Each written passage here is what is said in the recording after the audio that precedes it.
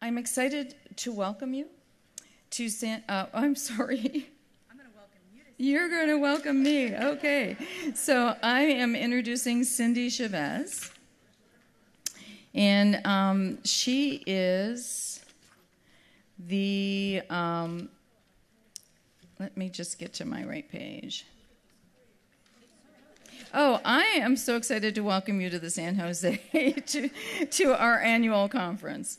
The mayor of San Jose, Sam Liccardo, had originally planned to be here but couldn't make it this morning. And Protima Pandey, who is also listed in the original conference agenda, was very sorry to have missed it. She is from Santa Clara County Office of Women's Policy and was so thrilled that our conference would be held here in San Jose. In their place, we are very fortunate to have Supervisor Cindy Chavez. Supervisor Chavez is the Vice President of the Santa Clara County Board of Supervisors in Silicon Valley and the only woman on the board. Yeah.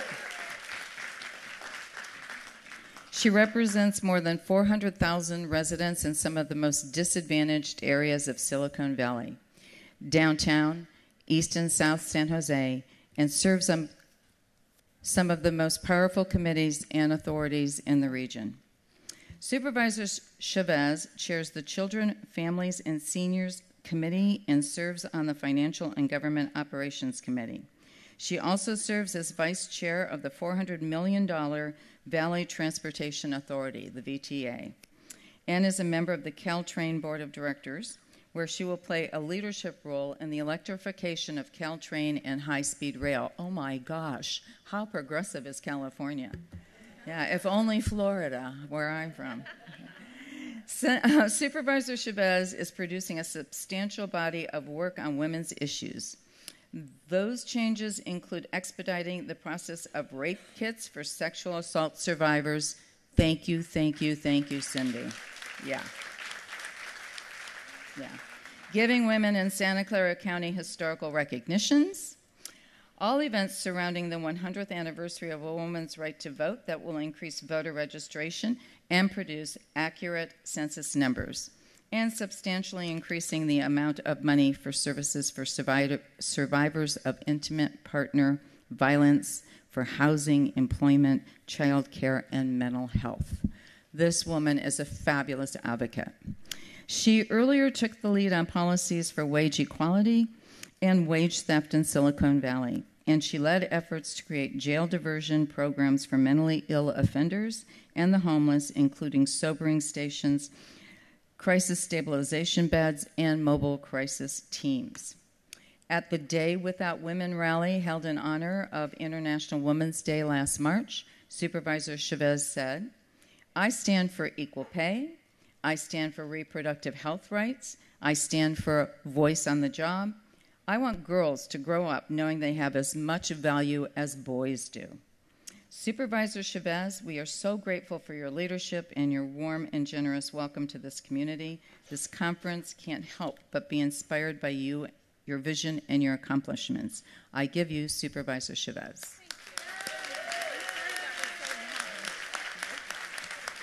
Well, good morning, everyone. You guys, I'm in a room full of women who don't take no for an answer, so I'd like to say good morning again. How are you? All right, you ready to change the world? Yes. All right. So a couple things that I wanted to talk to you about. I want to tell you a little bit about the place that you're in. I want to tell you a little bit about why I want to make the case for you to start kicking the crap out of local government. And then I want to talk about what we've accomplished doing that. Is that all right?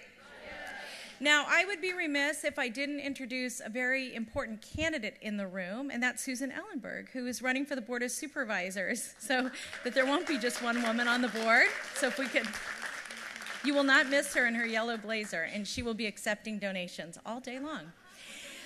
So let me just talk a little bit about the place you're in. So the fabled Silicon Valley has some very interesting attributes to it, and let me just talk about a few of them. Here in Silicon Valley, almost 40% of all households are headed by somebody who is foreign-born. 40%.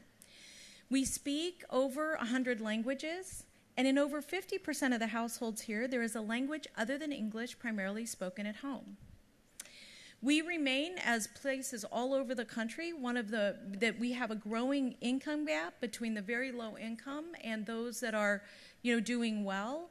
And we continue to have children living here that are in poverty. So while we live in one of the most expensive places in the whole wide world to buy a home, and while we make some of the highest incomes around the country, we remain a community with much work to be done. Now, what's amazing about Silicon Valley from my perspective is that innovation doesn't simply belong to the high-tech community. Innovation belongs to our social side of our community and our government. And I just want to give you one example. Long before I got on the Board of Supervisors, there was a woman by the name of Supervisor Blanca Alvarado. She became the first woman, I think the first woman of color ever to be on the board. And she established the Office of Women's Policy. And that office has been a funnel by which to push through new ideas about how we address the needs of women in our community. Let me fast forward what that was to what it is now. At that time, we had a single office of women's policy. And I do want to say something about Protima. She really wanted to be here. And but for being in a bike accident, she would have hauled her little self up here. So if you get a chance to send her a note and you know her, tell her to get well soon. And we're counting on her, but she was really, really enthusiastic about you being here. But that Office of Women's Policy we have the Office of Women's Policy. Now, at a local government, we have the Office of Immigrant Affairs. We have an Office of LGBTQ Affairs. We have go ahead. Let's get excited about that. We have an Office of Human Relations that's been established for a while, but that's now becoming our team of social equity in Silicon Valley. Now, why is that important? And here's why I want to talk about local government. There is so much that now has been responsible for at a national level. In particular, I've been just a huge admirer of Legal Momentum and the other work that you've done to change the face of what it's like to live in this country for women and girls. But I believe, given all that's happened at a national level, that it's a reminder to us to go back to our local communities and do what we do best, which is organize, right? And make change at a local level that forces that change up to national change and national standards. What are some examples of that? The Fight for 15 that's been going on across the country that I know now has played a leadership role in, making sure that women and girls can afford to live in the communities that they're in. That Fight for 15 came out of a fight to increase the minimum wage. And what happened there were regions all across the country, including the city of San Jose in 2012, took that issue to the local ballot. And guess what had to happen in California? Because everybody was making their own rules, the state legislature said, whoa, whoa, whoa. And we created the political space and will for them to get to $15 an hour. That is what can happen at a local level. And I want to talk about how that agenda really can be transformed for women and girls at our local and regional level. So let me talk about what that means here in Silicon Valley. As you know, there's been a national fight to make sure that we test rape kits. Duh. I know it doesn't seem like something we should have a big national fight over, but it's one thing to say, let's make sure we test every kit. It's an entirely different thing to say, let's test every kit within 30 days, right?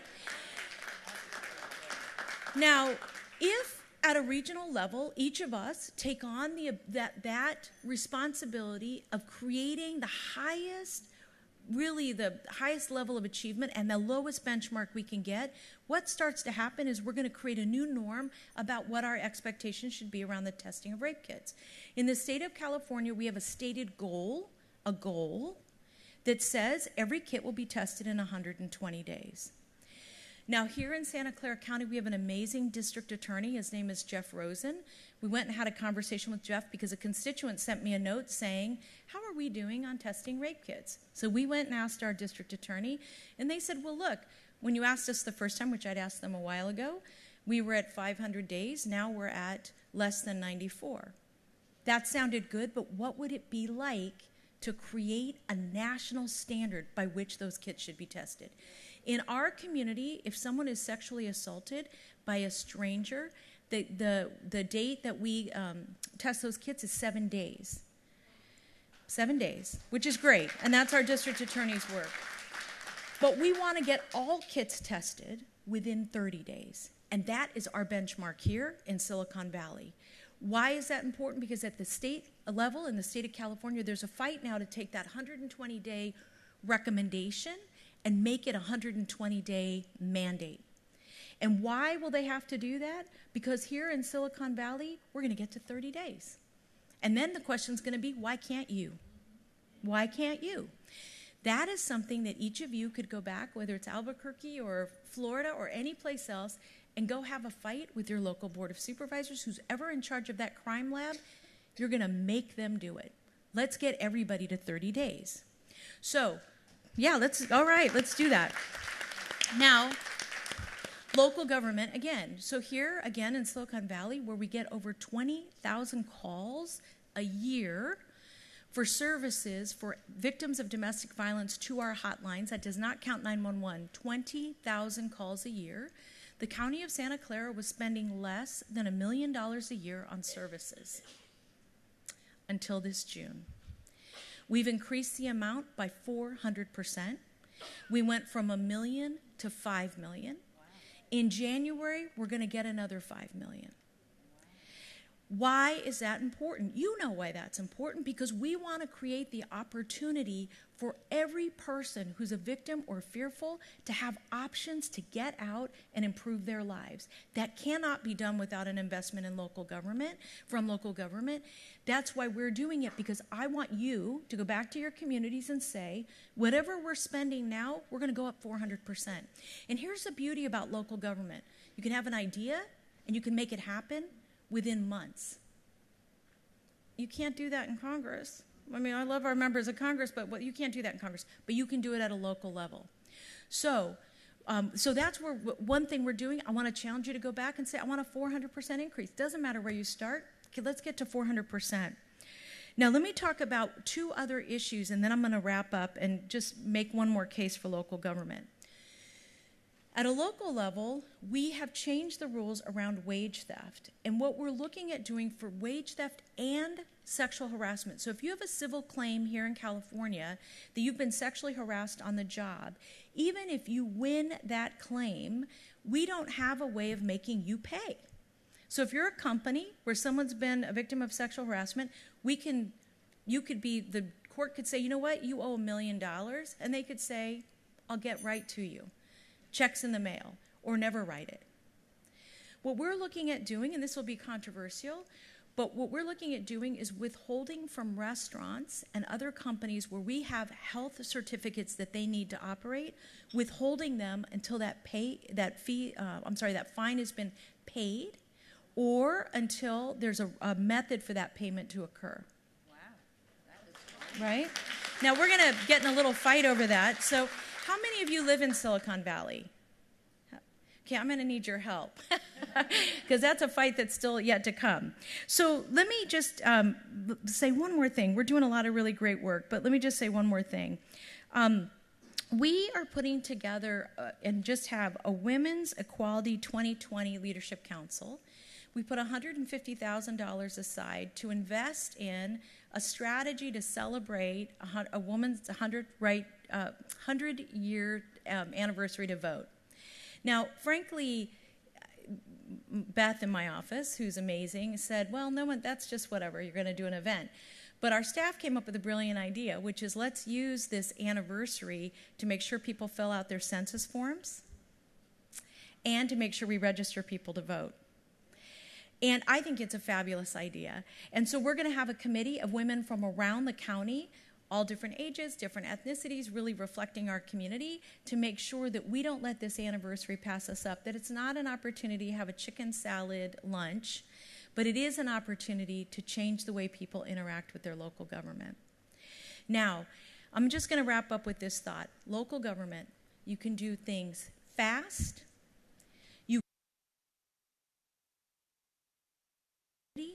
You can test those new things that you're doing. So this $5 million investment we're making, we're going to be able to test that. You can do things that are controversial, because you can do things that at a local level, you can have thousands of conversations with people, engage them, and get them excited about what you're doing. An example of that is that in August, we're going to be hosting a women's policy caucus here at a county level, and we're inviting every elected woman in the county, current and former, to come together to have a conversation about what their priorities are, so I can launch even more ideas into this local mix. And we're going to be able to give people all of the policies that we passed at a county level so they can pass them in their own cities. That is how you make change. I want to introduce real quickly Hannah and Megan, who are the young women who are organizing that. Stand up, ladies. We got to get used to saying, that's right, it's me, I'm doing it.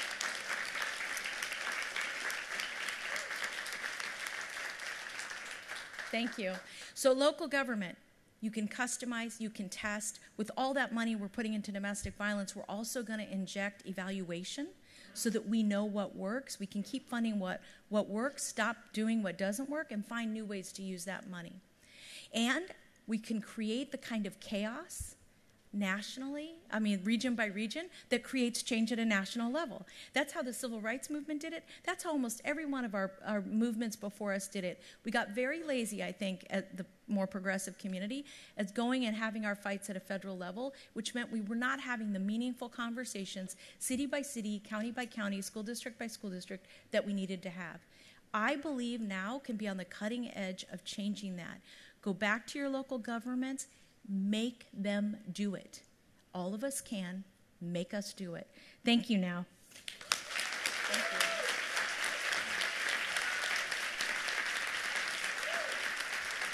Thank you, Cindy. That was inspirational. I hope that you are a now member, and if you're not, that you're going to be joining today. We need you, woman. Wow, that was inspiring. So next, I'd like to bring up Jan Erickson. Jan? Where is Jan? I just saw her a minute ago. She walked out, I think. Oh. Could somebody see if they can locate Jan out in the lobby?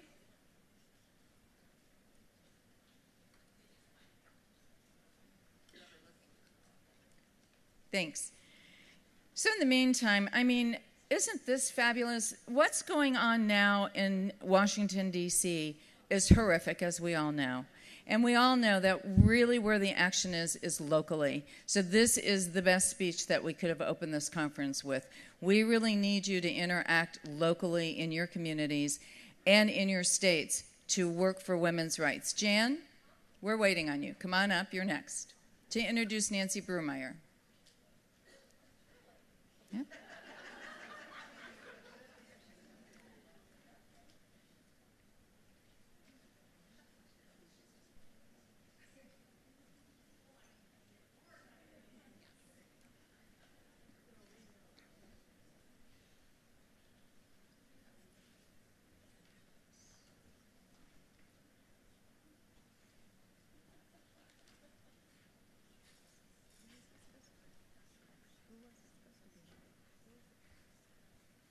Well, I'm sorry, I was troubleshooting, which is kind of my job, and trying to make sure that we were reaching another speaker this afternoon.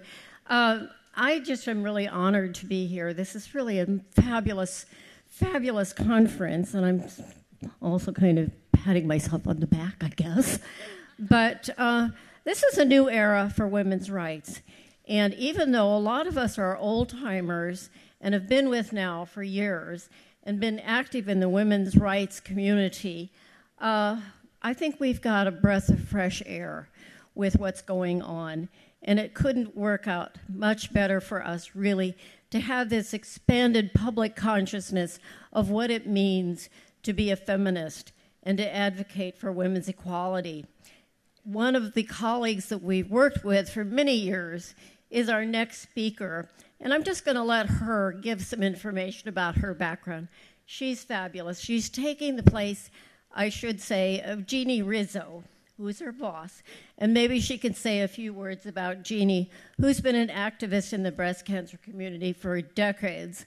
I met Jeannie years ago in Washington. She gave the most inspirational speech. I was really attracted to her because she had climbed Mount McKinley and made a film of it. And I, being from Alaska, was kind of blown away because this is a vicious mountain and it's killed a lot of people. And to see this little gal had really done that just was very impressive. So when I knew we were coming out here, I thought, well, we've got to have Jeannie come speak. But unfortunately, there was a problem with travel and catching a bug. But we now have Nancy, who we've known for many years, used to be in D.C. So Nancy, please come to the stage, tell a little bit about your work now, your work back in D.C., and we're thrilled to have you. Thank you.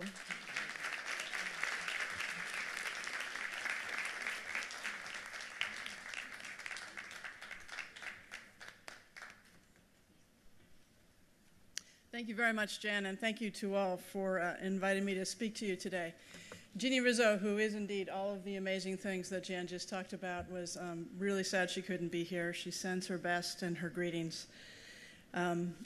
But I am excited to be here. It's like coming home to come to a NOW conference, and I want to thank you all, and I want to thank my dear friend Tony for inviting us to talk about the work that we're doing and how that work intersects with the work of the National Organization for Women. So the Breast Cancer Prevention Partners is a national organization. We're located right up the road in San Francisco. And we focus specifically, as our name suggests, on preventing breast cancer by eliminating the exposures that we all have to toxic chemicals that have been linked to an increased risk of the disease. Yay! Yes. We build our work on a foundation of science, showing the links between chemical exposures in the environment and the risk of breast cancer. And we use that information to educate the public, to pressure companies to make safer products, and to push for policies that protect us all. And I do want to say Cindy is a hard act to follow, but I absolutely agree with her approach of working from the local level up. We do a lot of our work at the state level and try to create that chaos around the country to push change at the federal level. Every one of us in this room has been touched by breast cancer. 1 out of every woman in this room will be diagnosed with breast cancer sometime in her lifetime. That translates to 250,000 women hearing every year, you have breast cancer, and losing 40,000 women every year. Black women tend to get more aggressive forms of breast cancer at a younger age, and as a result, they die at a 42% higher rate than white women. Globally, breast cancer kills more women than any other cancer. We've all of us lost a mother, a sister, a friend. This is a deeply personal issue. This is a women's issue. BCPP is focused on preventing women from getting this disease. Only about 10% of the cases of breast cancer can be linked to genetics. The good news about that is that the rest of the cases have the potential to be prevented. And that's not been the focus of most of the work around breast cancer, but that's our sole focus. The incidence of cancer has grown 40% over the course of my lifetime, a precipitous increase that cannot be explained by genetics. And since World War II, the use of chemicals has also exploded. And some of you may remember the old Better Living Through Chemistry ads from a number of years ago. But what we know now is that the chemicals that we put into our food, into our products, into the air, water, and soil around us also gets into us with devastating effect. There's an irrefutable body of science that shows that chemicals in our environment are linked to a vast array of diseases, including breast cancer, numerous other cancers, reproductive harm, learning disabilities, diabetes, and the list goes on. The same industrial patriarchal system and mindset that uses its power to exploit and abuse women also exploits and pollutes the environment and us for profit. Sadly, it is perfectly legal for companies to use poisons in our products that are linked to cancer, learning disabilities, infertility, and obesity, all in the products that we bring into our homes and that we put on our bodies. Personal care products, food packaging, children's toys, furniture, carpeting, cleaning products, electronics. We can find toxic chemicals in all of those products. And young women particularly more and more understand the connection with this and are concerned about this, and particularly young mothers, because they understand that the age at which we are exposed to those chemicals makes a huge difference. when pregnant women are exposed to these chemicals, that it can set their child up for disease later in life, even if it doesn't show right then. And of course, as is often the case, the harm is not equally distributed through our society. Exposure to toxic chemicals is also a racial and environmental justice issue. Poor communities and communities of color face higher rates of exposure from the factories, incinerators, and oil refractories we choose to place in their neighborhoods. In addition, products found in dollar stores and marketed particularly to women of color often contain more dangerous chemicals. For instance, some of the most toxic beauty products out there include skin lighteners and hair relaxers marketed to women of color. As NOW members, you understand the intersectionality of the issues that we work on: health, the environment, racial justice, reproductive justice. This intersectionality also is reflected in the complexity and interconnectedness of one's risk for breast cancer. The chemicals we are exposed to, the healthy food we have access to or not, the time and space we have for exercise or not, the work we do, the stress of racism and power disparities, all impact our likelihood of being diagnosed with breast cancer. This is a health issue, and this is a health crisis and a feminist issue. The missions of the National Organization for Women and Breast Cancer Prevention Partners are intertwined, part of an intersectional web of issues that we all must face together. The right to control our bodies must include the right not to be poisoned against our will. We are bombarded by hundreds, even thousands of chemicals every day without our consent. We talk about that as toxic trespass. Reproductive rights and justice must include not only the right to safe and legal abortion, it also includes the right not to have our babies and our breast milk polluted by industrial chemicals against our will.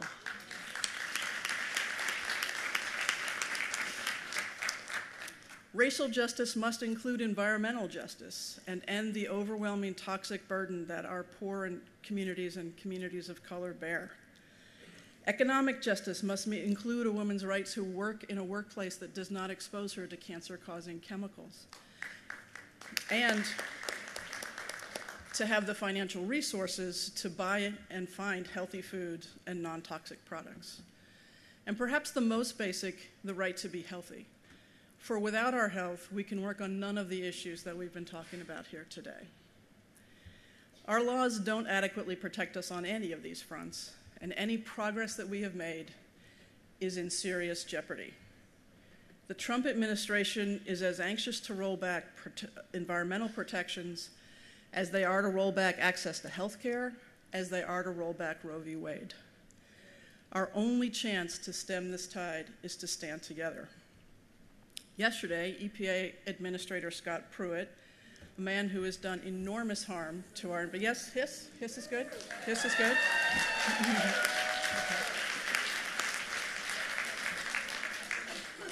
He has done incalculable damage to our environment and to our health. Yes.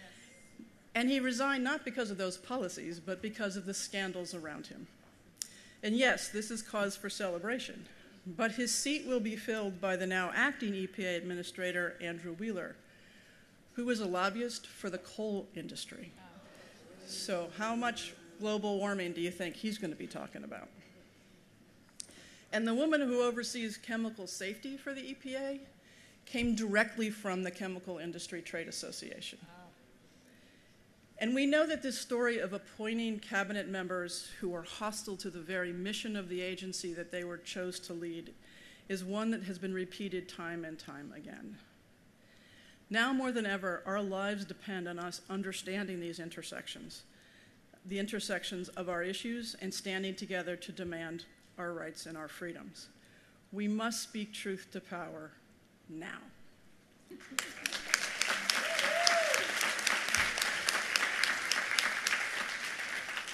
So at BCPP, we invite you to join us. Read the labels on the back of your products. Understand what those chemicals are. Demand better of the stores you shop at and the brands that you buy. come with us to the halls of the state capitals and the Congress to try to pass laws to create a safer environment for all of us. Visit bcpp.org. There's also a few materials in the back of out in the exhibitor hall that you can pick up. This is a little compact that talks about some of the nasty chemicals in cosmetics and personal care products. We must do all this and all that you are doing to ensure that fewer women hear the words, "You have breast cancer." Thank you very much.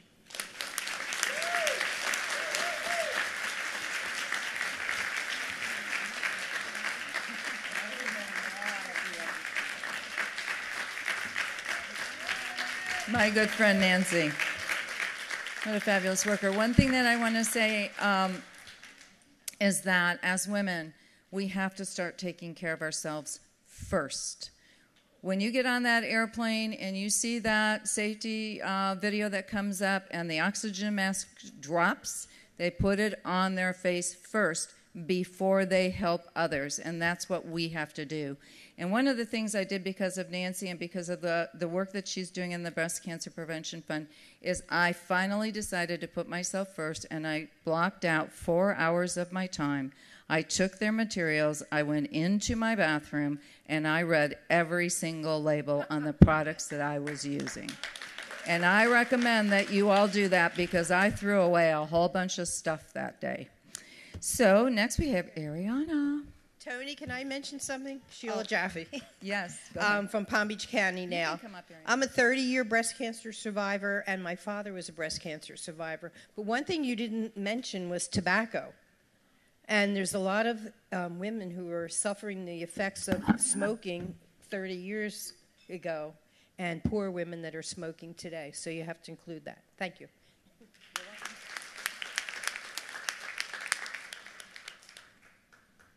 Hi, my name is Ariana Self, and I'm just here to give you all a little bit about Tony before she speaks.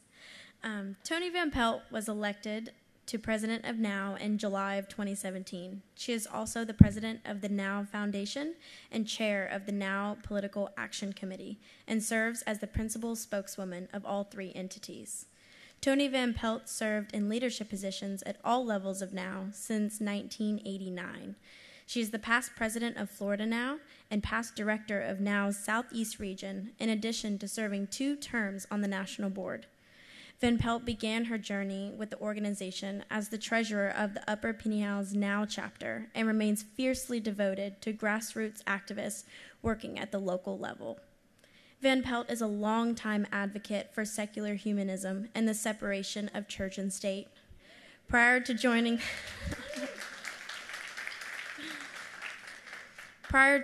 the National Action Center full-time, she lobbied for policies driven by the empirical scientific evidence as opposed to faith.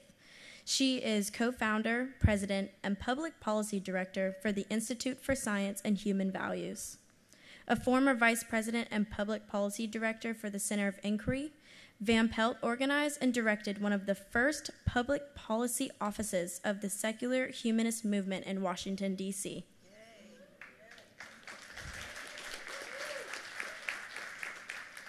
Tony Van Pelt is a former member of the International Association of Machinists and Aerospace Workers, and her past career as the owner of a travel agency specializing in international travel has given her the opportunity to expand her worldview through global travel.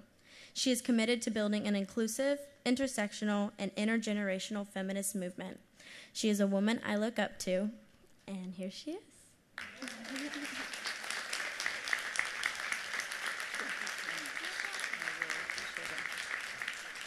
I have to tell you that Ariana's mom is on our national board, Cindy Drawback, and she has done a fabulous job with a very accomplished young feminist in our ranks.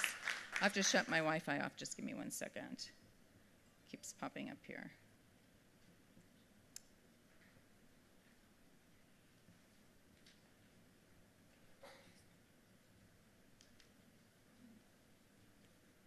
Okay, good. Okay, I've been thinking over the last few days, particularly since Anthony Kennedy's announcement, about the different reasons there are that activists for women's rights take the journey that leads them to a conference like ours. You have your own story, just like the person sitting next to you has her story. My path to activism began in November of 1989 when the Supreme Court's Webster decision limited the protections afforded to women by Roe v. Wade by handing authority over abortion policy back to states. Florida's then Republican Governor, Bob Martinez, declared that our state would be the first in the nation to limit women's rights to abortion. I knew how important safe and legal abortion was. I didn't want other women to suffer the way my mother had, the way my aunts had, the way my friends had, and the way that I had. So I decided to join NOW. My very first NOW action was helping to organize 10,000 women to march on Tallahassee. Yeah. Florida now planned to make Bob Martinez a one-term governor, and we did. Yeah.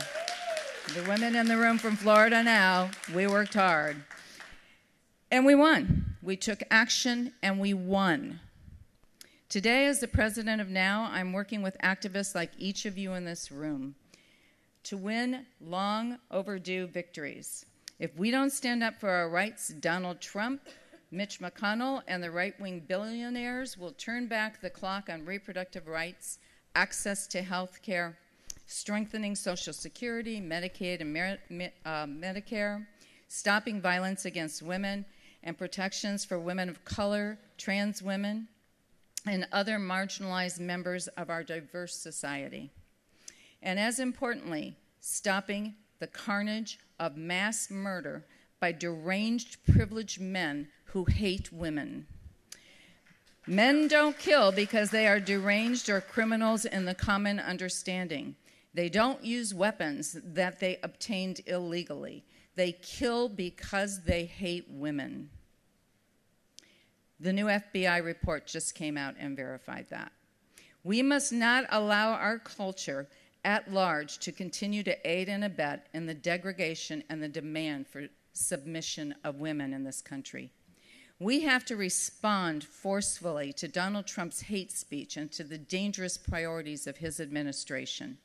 Remember, 70% of this country voted for an out feminist and for our feminist values that our mentor and leader, Hillary Clinton, espoused. Yeah. For the first time in this country, the overwhelming majority of American citizens support our humanist and feminist values and our rights. Trump only has 30% of the deplorables driven by fear and hate as supporters. We must remember that.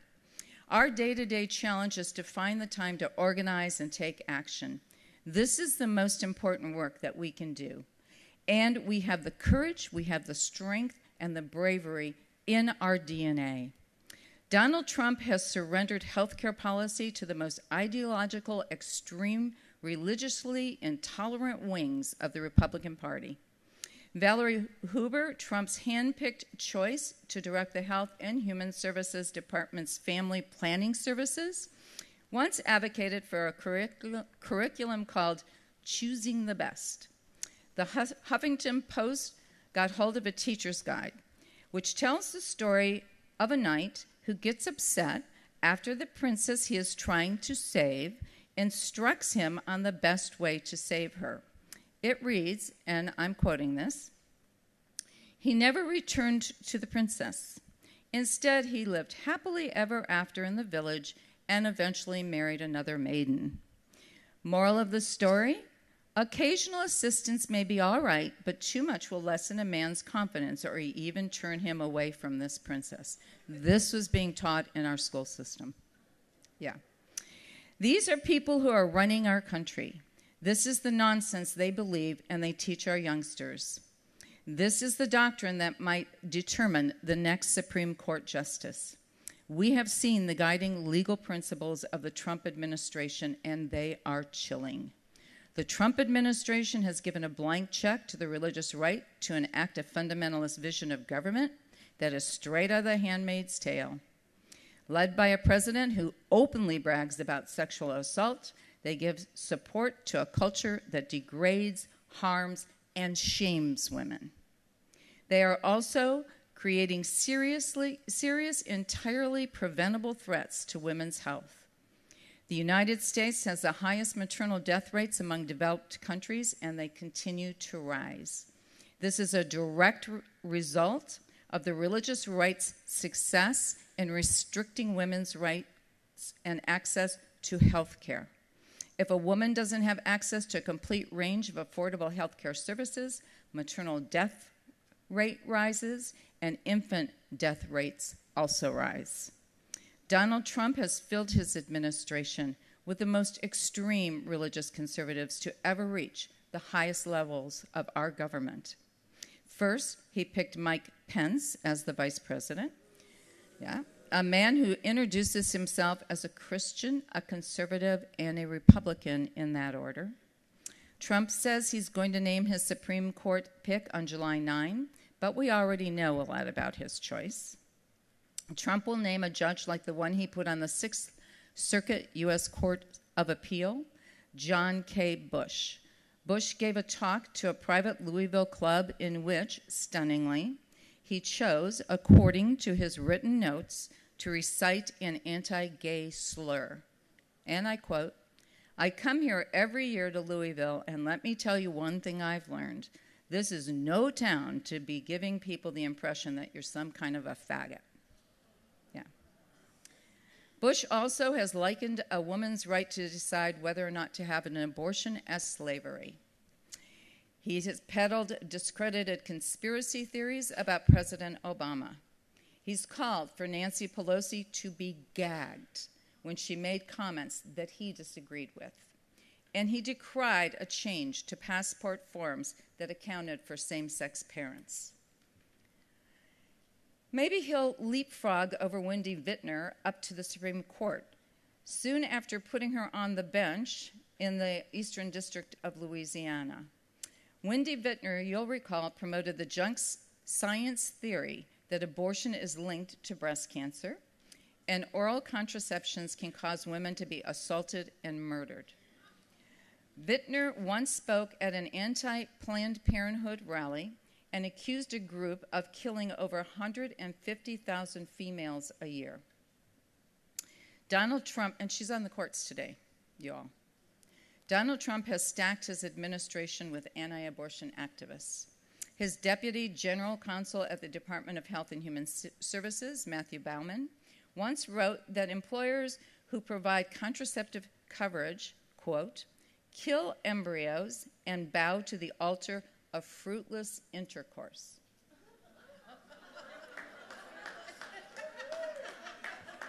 Yeah. I guess that means we're not allowed to have any pleasure when it comes to sex. That's what I take away.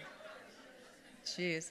He subscribes to the Blackstone Legal Fellowship, a radical fundamentalist Christian group that sought to, quote, recover the robust Christian Dhammic theocracy of the 3rd, 4th, and 5th centuries. He's in office today. Now, Matthew Brewer is the architect of Trump's health care policy, including the role last year that overturned the Affordable Care Act's contraceptive mandate.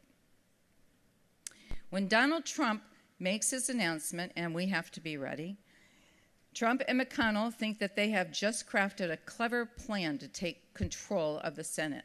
They'll try and scare voters into fearing a Democratic Senate with the ability to block judges intent on ending abortion rights. But our voters are going to get more and more energized the harder the other side pushes the fear card. I think it's Trump and his supporter network of white supremacists and Wall Street insiders who have every reason to be scared in this election because of the activists in this room. Yeah. Just ask the voters of Virginia who showed the country that the blue wave begins with female candidates. Ask voters who are inspired by the movement begun by the Parkland students. Ask the voters of New York's 14th Congressional District, where Alexandria Ocasio-Cortez just beat the 4th highest member of the House Democratic leadership. The level of energy being expressed by voters in primaries this year is inspiring, and it's totally necessary. Enthusiasm among feminist voters is off the charts, and we need to make sure that's the way it stays until after the November elections. That's one of our big calls to action this year. There's only one way we can effectively stand up to Donald Trump, and that is to win back the House and the Senate from the Republicans this November. Yeah. Instead of a Senate where Mitch McConnell lets lobbyists and special interests dictate policy, we'll have investigative hearings chaired by Senator Elizabeth Warren and Dianne Feinstein when we win. Yeah. I have to tell you all that Senator Warren calls me on my cell phone like once a month just to have a chat. It's very cool being the president of now. Very cool. By standing together as grassroots, get out the vote activists, we are united in a common purpose and kinship. We believe in grassroots actions, in speaking truth to power now, and in taking action for women's rights, and as importantly, women's happiness. A Now conference is a good time to get anchored in our history. I'm reminded of how many times the sky really did seem to be falling, and how many times the sun rose again, and we were stronger than ever before. Every time we face setbacks throughout every event in Now's long history, we've prevailed by remaining true to our core values and beliefs. We are facing the most serious political upheaval since the rise of totalitarianism. If we are to prevail, we must remain true to our principles. We are one of the most iconic and successful grassroots organizations in this country's history. I believe that we have a special opportunity to help lead the coming national debate over our political choices. Will you help us? Will you act in your communities, at your state capitals, to defend Now's agenda? I'm totally committed to building up our state and local chapters and empowering our grassroots. That means all of you in this room. In the words of Margaret Mead, never doubt that a small group of thoughtful, committed citizens can change the world. Indeed, it's the only thing that ever has. If I didn't believe that, I wouldn't be standing here today. And if you didn't believe it, I don't think you'd be here today either. Now's proven ability to change the culture and defend women's rights is a fact of history. Now we must answer that call again. 3 of the most important calls to actions that we have today is 1, working to stall the appointment and approval of the new Supreme Court justice. We need to wait until the people have spoken after the 2018 elections, where we will elect feminists from across this country. Secondly, we must hold informational pickets and press conferences at detention centers around this country to educate and call out the evil, inhumane practices against our immigrants and our asylum seekers. And thirdly, as important, we need to understand what is happening right now in government-funded fake crisis pregnancy centers. I highly recommend having your chapter watch together the John Oliver Show on CBC's to learn of the damage that they are doing to women. We must stop them. Remember, when we take action, we win. Going forward from this conference, we recommit ourselves to our feminist goals and prepare to fully engage in the political debates ahead. Change is coming. History is evolving, and we are that wave. Remember, when we take action, we win. We shall persist and resist. We will speak truth to power, and we will prevail. Thank you very much.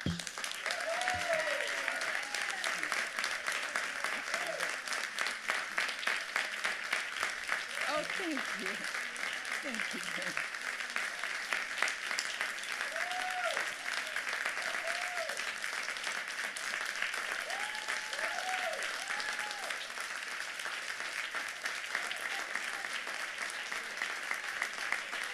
Wow, thank you all so much.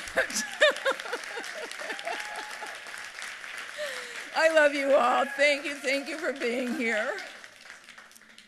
Okay, so, wow, that was awesome. So, next we have Krishna Ramney. Would you please come forward? and she's going to be introducing our first honoree.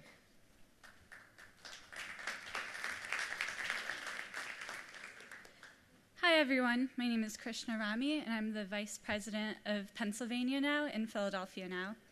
Although I represent Pennsylvania, I am originally from Chicago, like this year's recipient of the Young Feminist of Action Award, Charlene A. Crothers. As the founding National Director of Black Youth Project 100, Charlene has worked alongside hundreds of young Black activists to build a national member-based organization of Black 18 to 35-year-olds dedicated to creating justice and freedom for all Black people. She is recognized as one of the top 10 most influential African Americans by the Root 100, one of Ebony Magazine's Woke 100, an emerging power player in Chicago Magazine, and is the 2017 recipient of YWCA's Dr. Dorothy Height Award. A believer in telling more complete stories about the Black radical tradition, Charlene provides critical analysis, political education, and leadership development training for activists across the globe. Major media outlets from BBC and MSNBC to legacy Black media institutions, including Ebony Magazine and Essence Magazine, have highlighted her work and perspective on current events and issues impacting marginalized communities. Charlene's forthcoming book, Unapologetic, A Black, Queer, and Feminist Mandate for Radical Movements, will be published just next month on August 28th by Beacon Press, so make sure you go out and buy a copy. Now I'd like to call over my fellow Chicagoan and this year's award recipient, Charlene Crothers.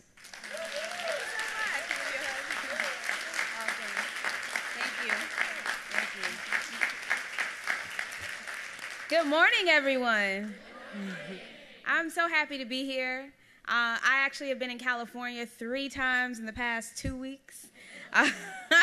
And as you can imagine, between their Central Time and Eastern Standard Time, I've been in 3 time zones in the past 2 weeks. And I just got back from San Diego just a couple days ago. Yes, San Diego. And so first, I'm going to continue by saying thank you for having me here and for this opportunity. Thank you so much for the recognition. I take this as a recognition of my work and also the work of the young Black folks I work with across the country. As I mentioned, I just returned from San Diego. And we went there. My organization, we are focused on developing the leadership of young Black activists across the U.S. And we went there because San Diego is a part of ground zero for the separation of families. Due to our unjust, corrupt, immoral, inhumane immigration system. And so we went, you may ask, what does a group of Black people have to do with going to an action to call for the abolition of immigration customs enforcement? What does a group of young Black people have to do with calling for a shutdown of Jeff Sessions for his actions around immigration? What do we have to do with that particular thing? We have everything to do with that issue because in this country, actually one of my comrades, Rose Berry, notes that of the larger population of migrants and immigrants in the U.S., Black people are proportionally perhaps smaller, right? But however, we are amongst the largest amount of people crossing the border, and Black immigrants are the most likely to be deported from this country. So immigration is a Black issue. It is a Black issue. We didn't just go to San Diego to be in solidarity. We went to San Diego because our liberation is intrinsically tied with the abolition of ICE, right? So that's one thing, and I really appreciate you sharing the call, right? The call to be on the front lines, to picket, to call not just for the ending of separation of families, because what we don't want is for children to just join their parents in prisons, right, or detention centers. We don't want that to happen. We want, you mentioned The Handmaid's Tale. What if every migrant to the U.S. was treated the way that migrants to Canada were treated in Handmaid's Tale? What if they were greeted with compassion and love? What if that happened? But that's not happening in this country. And so our charge absolutely means when we say abolish ICE, that doesn't mean replace it with another punitive system. That means get rid of the whole thing and let's transform it. The other thing that I have to say is because I am in this room right now and looking around this room, is that just over half of white women voted for Donald Trump in the last election, right? And shout out to y'all for not voting for him, but what about your sisters? What about your neighbors? What about your aunts, the women who you're in clubs with, the women you go to school with, the women that you go to church with?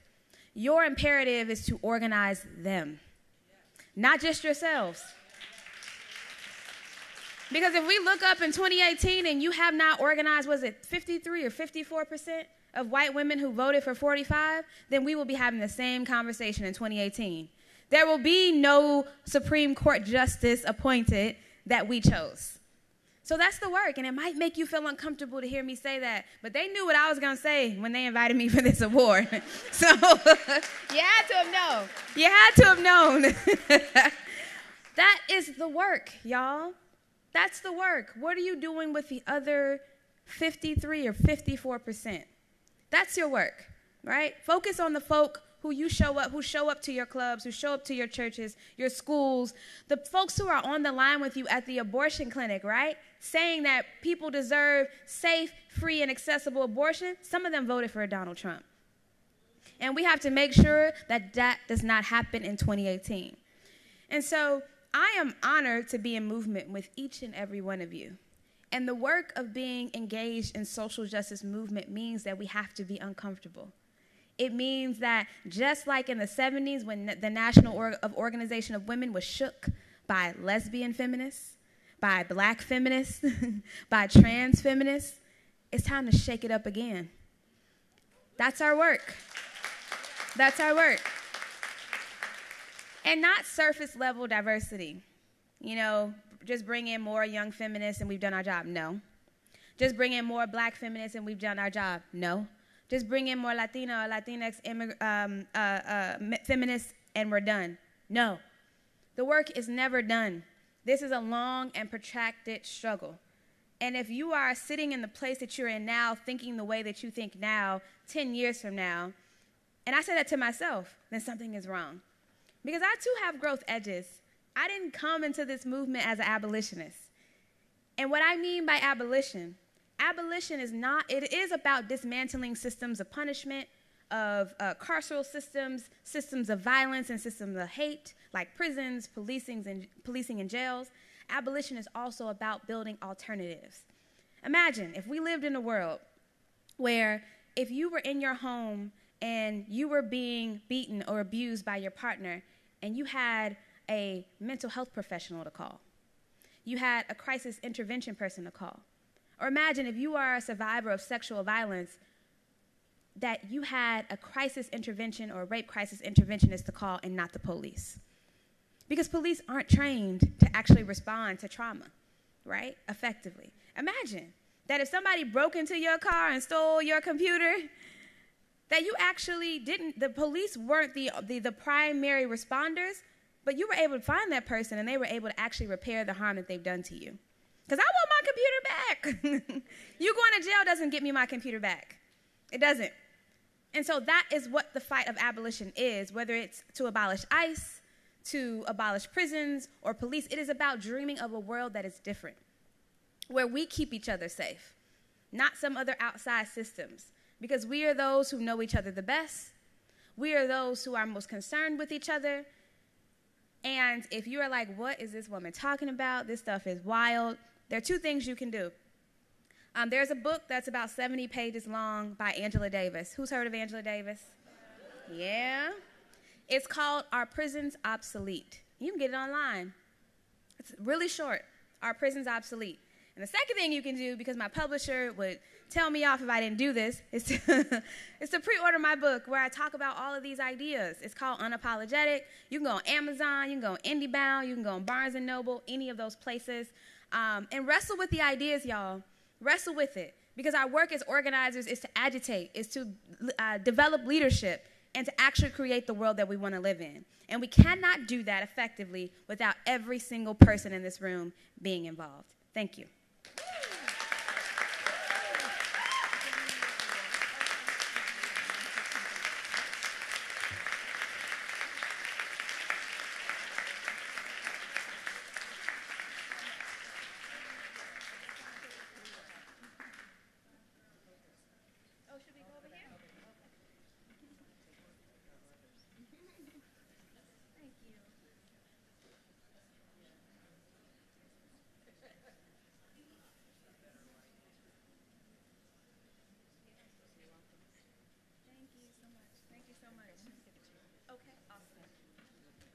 So this is my honor to present Charlene Carruthers with our first Young Feminist of Action Award.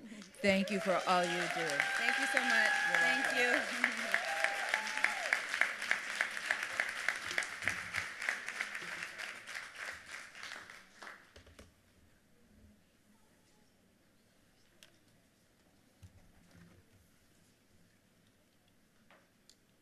Okay, so it is my pleasure to bring up Emily Garrett for the next introduction.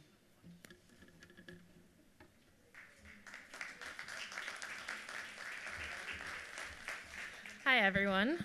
So I'm going to be presenting the Victoria J. Master Bueno Award for Women's Health, which is awarded each year to a physician, researcher, health advocate, or person of note who has made a substantial contribution to women's health. This year's award goes to Jennifer Brea. Jennifer Brea is an independent documentary filmmaker based in Los Angeles and founder and director of Shella Films. She has an AB from Princeton University and was a PhD student at Harvard until a sudden illness left her bedridden. In the aftermath, she rediscovered her first love, film. Unrest, her debut feature, premiered at the 2017 Sundance Film Festival Award, where it won a special jury prize. Although ME affects more than 1 million Americans, it is not well understood by the public and the medical community. Jennifer maintains an extensive travel schedule, screening her film, Unrest, around the country and abroad to promote a better understanding of this illness. We are honored to have her here with us today. Please welcome Jennifer Brea.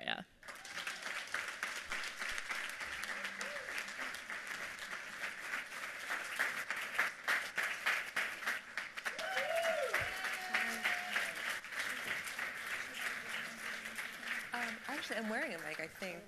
Can you guys hear me? Yeah, there we go. Perfect. Thank you so much.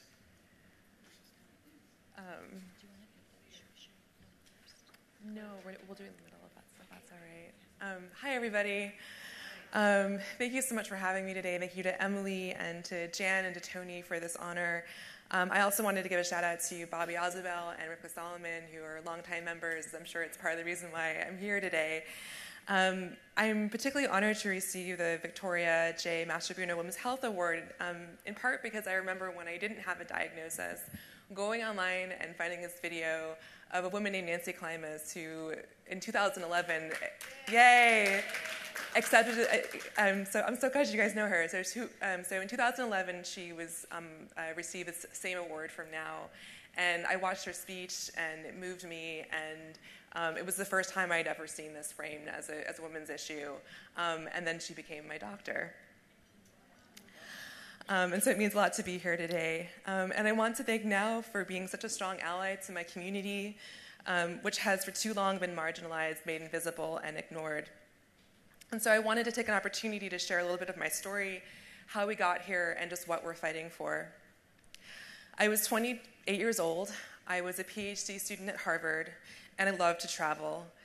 I had just gotten engaged to marry the love of my life, and like so many of us when we're young and in good health, I thought that I was invincible. Then one day I had a fever of 104.7 degrees. I probably should have gone to the doctor, but I'd never really been sick in my life, and I was really too sick to get out and leave the house, and I thought, usually you have a virus, you stay home, you make some chicken soup, and in a few days everything will be fine. But this time it wasn't fine. After the fever broke for 3 days, I was so dizzy. I had to hug the walls just to make it to the bathroom, and I would walk straight into door frames. That spring, I got infection after infection, and every time I went to the doctor, he told me there was absolutely nothing wrong. He had his laboratory tests, which always came back normal. All I had were my symptoms, which I could feel, but no one else could see. I know it sounds silly, but you have to find a way to explain these things to yourself, and so I just thought, maybe I'm just aging. Maybe this is what it's like to be on the other side of 25. I won't be able to tell that joke forever. Then the neurological symptoms started. Sometimes I would find that I couldn't draw the right side of a circle. Other times I wouldn't be able to move or speak at all. I saw every kind of specialist, infectious disease doctors, endocrinologists, cardiologists, and then a neurologist. He told me that everything, the fevers, the sore throats, the sinus infections, the gastrointestinal, cardiac, and neurological symptoms were all being caused by some distant emotional trauma that I might not even be able to remember. The symptoms were real, he said, but they had no biological cause. He diagnosed me with conversion disorder, which until 1980 was still called hysteria. I walked back the 2 miles to my house, my legs wrapped in this strange, almost electric kind of pain. As soon as I walked through the door, I collapsed. My brain and my spinal cord were burning. My neck was so stiff, I couldn't touch my chin to my chest. And the slightest sound, the rustling of the sheets, my husband walking barefoot in the room next door, could cause excruciating pain. I would spend most of the next 2 years in bed. How could my doctor have gotten it so wrong? I thought I had a rare disease, something doctors had never seen, and then I went online and found thousands of people with the same symptoms, similarly isolated and similarly disbelieved. Some could still work but had to spend their evenings and weekends in bed just so I could show up, just to show up the next Monday at work. On the other end of the spectrum, some were so sick they had to live in complete darkness, unable to tolerate touch, or light, or the sound of a loved one's voice. My disease is called ME, which stands for myalgic encephalomyelitis. Don't worry, it took me like 2 years to be able to pronounce it. In the US, it's more commonly known as chronic fatigue syndrome. In those first years, I would often go weeks without seeing my kitchen. I had lost everything I thought made me who I was, and I thought a lot about taking my own life. And so in order to keep living, I needed to find a way to make sense of this senseless experience. And that's why I started to film myself. And I wanted to show you a little bit of this film, Unrest. From as early as I can remember, I wanted to swallow the world whole. Anything was possible. I just thought I would have more time. I don't know what I did to myself. I don't think I can get up off the couch. I feel like my brain is misfiring. Sometimes I wouldn't be able to speak. Wow. If you say too little, they can't help you. And if you say too much, they think you're a mental patient. The doctor would tell me, "You're just dehydrated." Everyone gets stressed. Then I went online and found thousands of other people just like me. Yeah, I'm completely bedridden. It's like I'm just watching my life disappear. I have ME, CFS, that's chronic fatigue syndrome. Historically, you can see illnesses very similar to this called many different things. Saw someone collecting the other day for ME. That's the one where don't feel like going to work today. It's gonna pass. Okay. Chronic fatigue syndrome. Yeah, I'm tired too. When medicine has no answers for you, where do you turn? Oh my God. It's like the craziest high school science experiment you've ever done. Just because it's crazy doesn't mean it's wrong. You're looking at this camera. I started filming more and more people all over the world from my bed. Hi, Jen. Hi. You know what it is about being observed? It's that people feel sorry for me. Baby, I'm so sorry. I have the strength of a mountain. We're kind of both organizing a day of protest as well as organizing individual protests. All of those things, those really simple things. There's the sun. That life was gone, but here I have this new one. And I'll take all you throw at me. And I have to fight for it.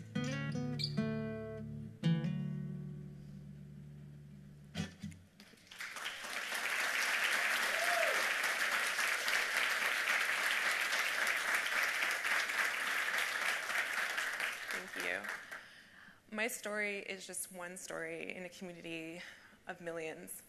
And our community is just one community among hundreds, facing very similar challenges.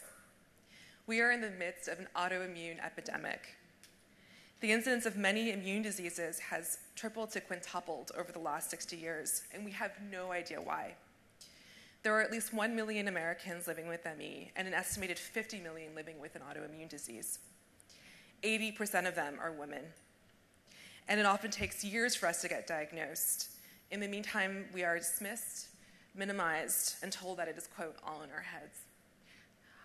I was just reading this week that the incidence of new cases of ME every year is 45,000 people, and of post-treatment Lyme disease, which is a chronic condition with very similar symptoms that also disproportionately affects women, it's 30,000 a year. That's more than 3 times the number of people who died or were disabled at the height of the polio epidemic. And yet for that epidemic, an entire nation mobilized. And yet we have failed to mobilize. I don't know all the reasons why, but I think sexism is absolutely a part of it. And I also think that we haven't yet learned how to see these quote-unquote invisible diseases, illnesses like this that exist along a spectrum, that fluctuate, and where the most vulnerable among us, the most severely affected, are often never even seen. I also think intersectionality matters. Women with disabilities and chronic illness have for too long been ignored and excluded from the central goals and messages of the women's movements, and in some cases literally excluded from spaces of meetings and of protests for lack of access. That, I think, is starting to change, and it must change. An intersectional lens matters because without it, we will never solve the core issues of modern feminism, because we will fail to fully define the problem. And so if you care about equality in the home, it's important to remember that women with severe disabilities are twice as likely to live alone than men, because women often stay to take care of their husbands while husbands leave women. If you care about equality in the workplace, I wonder how much of the gender pay gap is due to this issue alone.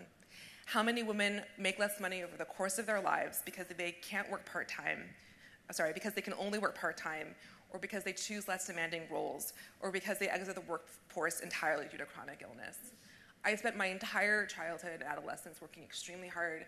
I went to Princeton, I went to Harvard. I will never work again in my life. If you care about access to healthcare, 80 years after the death of Freud, we are still diagnosing women with hysteria. And in Europe, we still forcibly institutionalize them. When we dismiss women, we contribute to the breakdown of their families, we deprive them of their autonomy, and we put their lives at risk. We could make great strides toward addressing the lack of access to healthcare and, frankly, the ignorance and helplessness of most doctors when it comes to addressing complex chronic illness if we invested in science. But when it comes to autoimmune disease, we spend just $12 per patient per year. And if you care about inequality, 50 to 75% of people with ME can't even work part-time. Many have an extraordinarily difficult time accessing disability benefits. And if you're not married, or if your husband leaves you, or your family abandons you because doctors tell them that you're not really sick, so many of us end up living on the streets or taking our own lives to prevent that from happening. I saw that there's a panel here this weekend on homelessness as a feminist issue. Absolutely. This disease and diseases like this are not the totality of these issues, but they are a part of it. And we will never solve any of these problems unless we also address this one. So I wanted to talk about how we're trying to change the world. We've started organizing a movement for people with ME through my organization, ME Action, and it's called Millions Missing, and you saw some of it in the trailer with the shoes and the sort of attempt to really bring us into public spaces. This last year, we had over 100 rallies and protests on 5 continents around the world, and next May, I hope that we can have even more. But we're new, and so many of you have been at this for a very long time. And mobilizing in this way costs us dearly. I have friends who went to a protest in 2016 in San Francisco and are still homebound and not as well as they were before they went out and tried to be seen. And so we need the help of able-bodied allies to fight alongside us, to amplify our voices, to appear in number in public spaces. And we have local groups forming all across the country, so please mentor an ME activist in your state, lend a helping hand. Mention us in your meetings on Capitol Hill, and especially if you live in a red state, we really need your help. Watch Unrest. Everyone has a copy here today. And come out and join us next May. Even once the true cause of my disease is discovered, if we don't change our institutions and our culture, we will do this again to another disease.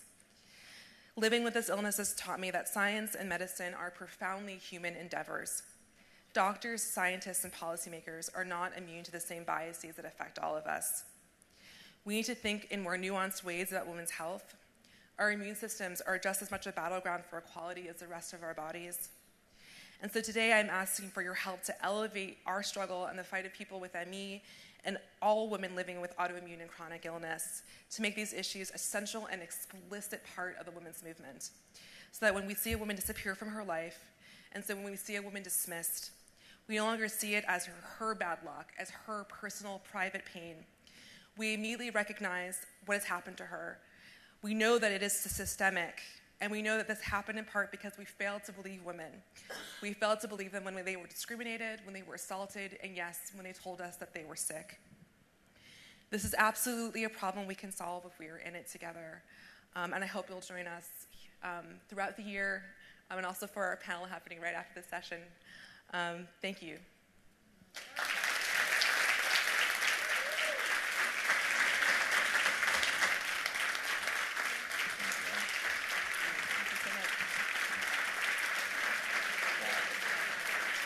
Thank you so much. It was amazing. Thank you.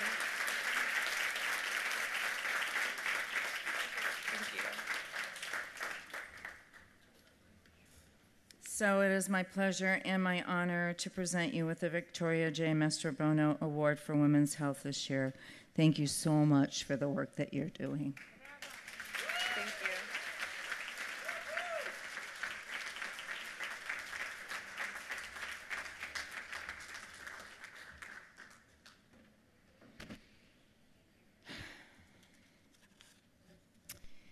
Wow.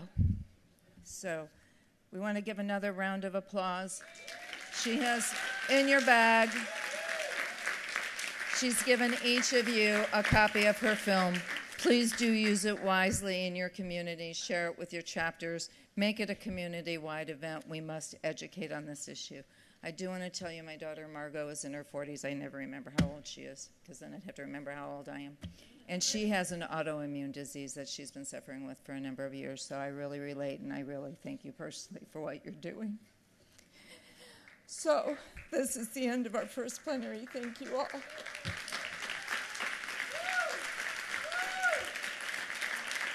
But I have to make a few announcements. If you are an Issues Hearing co-chair, here's Judy, and Marion, where are you? Oh, and here's Marion. And please proceed, meet them at the elevators to go head up to the presidential suite, which is room 1054, where you will meet as a group right now. And you have to meet together because it's an access key that takes you up to the 10th floor to have a discussion on issues chairs and how to proceed. Everyone else should enjoy the first workshop. What? I'm sorry, is somebody speaking? What? I don't understand what's going on. Oh yeah, so it's 1054. Yeah, but just meet at the elevators and you'll be escorted up. You can't go up on your own. Oh, and you can meet outside first, and Marion and Judy will lead you to the elevators. Everyone else should enjoy the first workshops that are located in the meeting rooms on the other side of the lobby. You'll find staffers along the way will help direct you to the correct workshop. We're going to reconvene in plenary after lunch at 2:15. And don't forget that your board members are wearing special tags that say board. So if you have any questions or any issues as you move through this conference, please talk to staff and please talk to our board members. Thank you very much.